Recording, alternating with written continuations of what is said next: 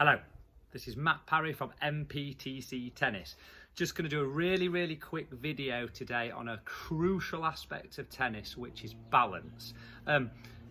Alfred Parry will be in the video in a little bit.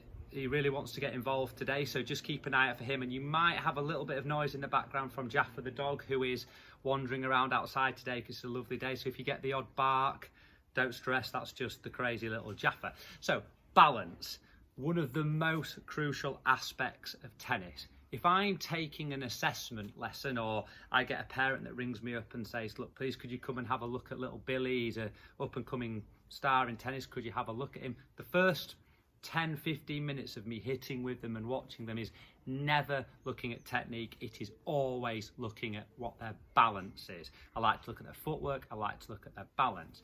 So balance is needed to control the racket so that we can control the ball. If we have good balance, we will then have good hand control, and we will have good racket control, and we will have good ball control. If we are off balance, we then have poor hand control, poor racket control, then we lose the poor ball control and we make mistakes. And this is not a fact, but I would say 90% of mistakes that are made at club level player, intermediate level, is because people are off balance. And a crucial part of the balance, and something you have to remember, is balance is done in tennis off one leg or the other. So we're not, like say for example on a skateboard, when we're trying to keep as much balance across both legs as possible. In tennis we do balance off one leg or the other. So say a simple closed stance forehand, if I swing and I step forward on that closed stance, it is my left leg that is taking maybe 80% of the weight. So my balance is through my left leg. And I'll have maybe 20% supporting on the right one, but you have to remember that it is one-legged balance.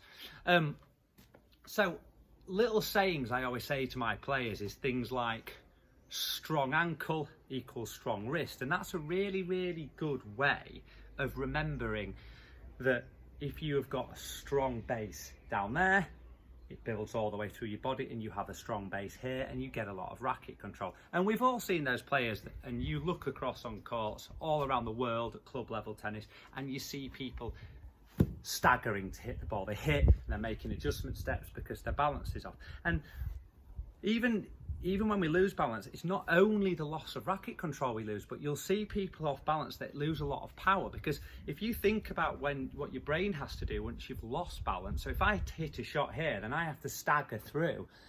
A lot of tension then comes into my body because my body has to regain and re-grip itself to balance. So the tension builds through the body, and I don't have that effortless power anymore. So you see those balls drop really short again. The second one as well is if I'm not in a good balanced position, I'm staggering or readjusting, I can't rotate.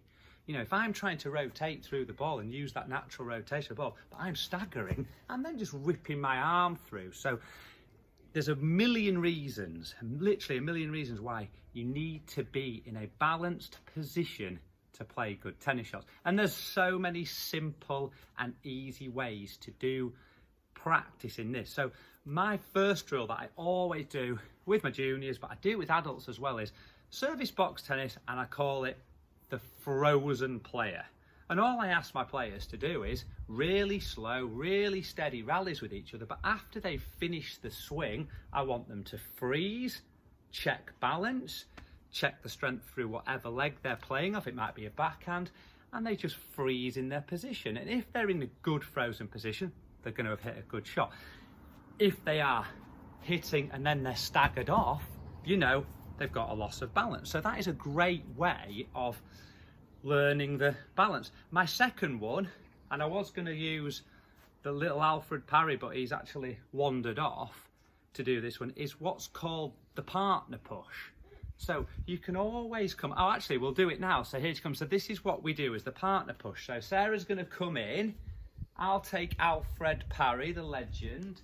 So the partner push, hey, he's a big lad, he's a big lad.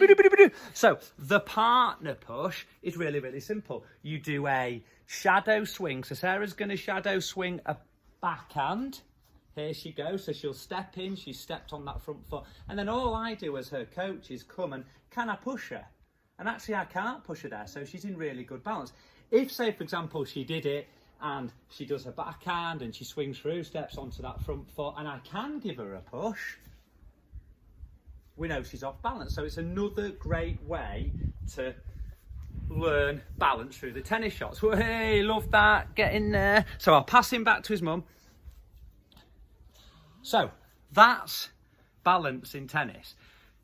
And this is one of my pet hates, is you've got to build strong legs to have good balance. It's that simple. And you'll see hundreds and hundreds of crazy strength and conditioning programs out there where you see people with bands attached around their legs, jumping off boxes, doing forwards rolls, you know, juggling balls at the same time to build balance. It's absolute rubbish. You do not need to do that sort of practice in tennis. What you do need to do is develop strong legs, and it's simple. Go in the gym, learn how to squat, learn how to lunge, and you will build strong legs. If you have strong legs, you will have a strong base, you will have good balance. Okay, hope that helps. Stay safe. Wear sun cream.